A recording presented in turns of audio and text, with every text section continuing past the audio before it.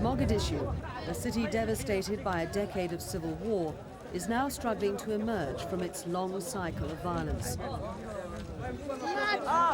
And the main task facing the transitional national government is the continuing hostility of many militias and their unwillingness to give up weapons or territory. The new mobile police unit, including former militiamen, is now training hard, watched with some bewilderment by citizens unused to such orderly displays of men and guns. But the unit is essential for security, says Mogadishu's police chief. The population, they are very happy to see the restoration of the police, to see the police catch the thieves and the banditry, and also they welcome the way we are walking. And police recruits are both young and old.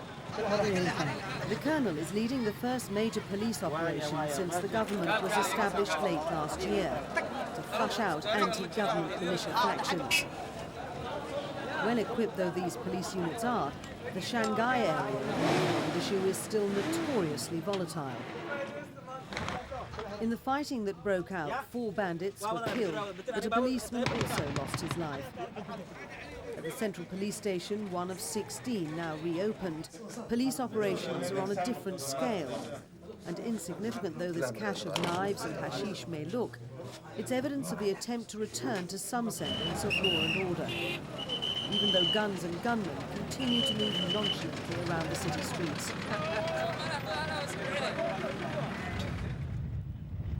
The old prison fort is now reopening, its restoration funded by the business community.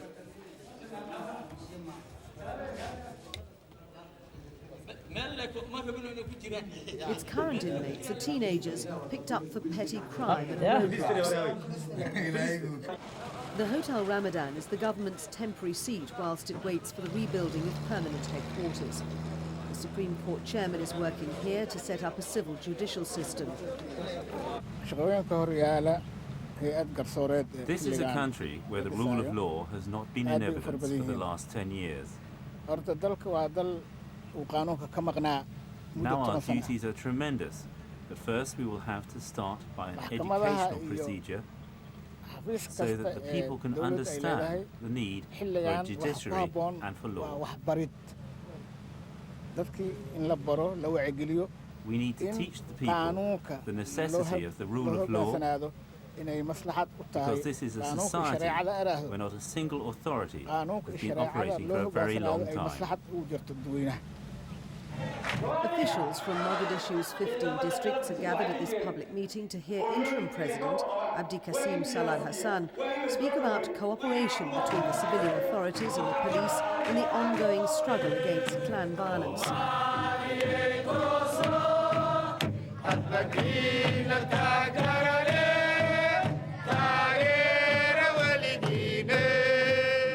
Now all the tribes, or most of the tribes, are supporting the government. The people supporting this government. So they don't have in the long run another choice but to go with the people of Somalia. It's up to the people actually. As I stated this morning, it's up to the people to see to it. This government is government of reconciliation. It will do what is possible for the reconciliation. It's not government of war, it's not government of coercion, it's government of people reconciliation. Construction and development is beginning to benefit from reconciliation. At the Barakat Bank and Telecommunications Centre, a leading Somali private sector company, the economy is showing visible signs of a return to conventional business practice. Small businesses such as this high-tech shop are also benefiting, but they can only continue to do so under the right conditions. Really, we need peace, and I hope the government will work for peace and reconciliation. And also, one finger cannot wash the face, so the government must get a solution. The private Horn Afrique TV and radio station broadcasts to a subscription audience. Studio discussions allow callers to express their concerns about the government in these uncertain times. Concerns echoed by the station's founder.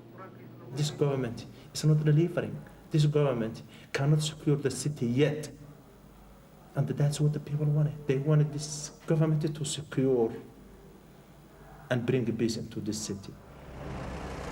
Galkayo, the main city of the breakaway region of Puntland in northeastern Somalia.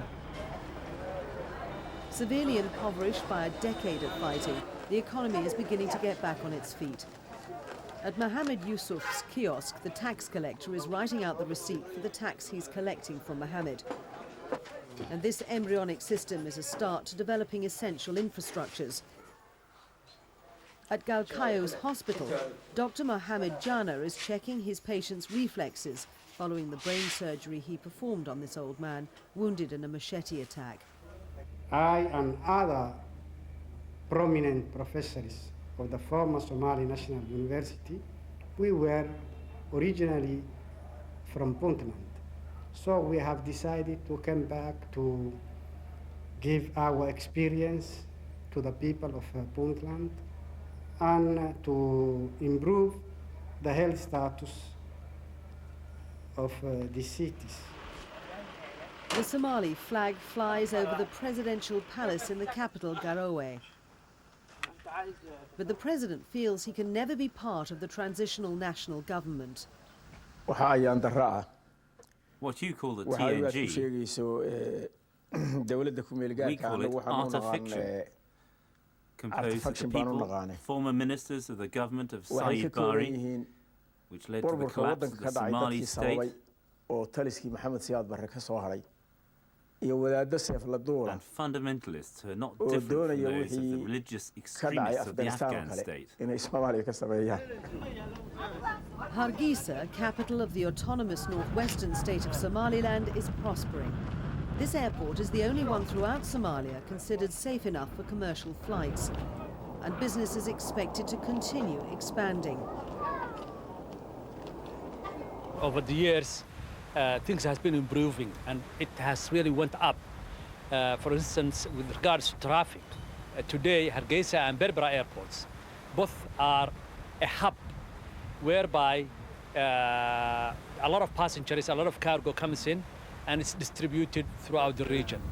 But remnants of the civil war lie abandoned on the international airport's perimeter. This engineer is going through the first stage of the dangerous demining operation, the destruction of the booster motor of the surface-to-air missile. The second stage is to fix the fuses to the warheads, which are ignited by remote control a kilometre away from the site and safely destroyed.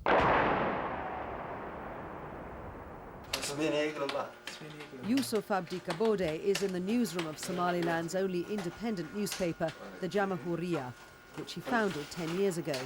He's proud of his Somali and English language publications. After being in the bush for 10 years, it has been difficult to start a new life and join the civil society. Regulations are obeyed and life functions smoothly in Hargeisa. Above the presidential residence, Somaliland's independence flag flies defiantly. The people who have brought forth Abdul Qasim and his transitional government, the president of Djibouti, the president of Eritrea, the president of Sudan, they know themselves that this is not real, that Abdul Qasim will never on his own establish himself as the leader of Somalia. El Man, 35 kilometres north of Mogadishu's still-closed port, is hard at work. The transitional national government shoulders a heavy burden. It must secure Mogadishu and overcome the hostility of both Puntland and Somaliland if a truly national government of Somalia is ever to become a reality.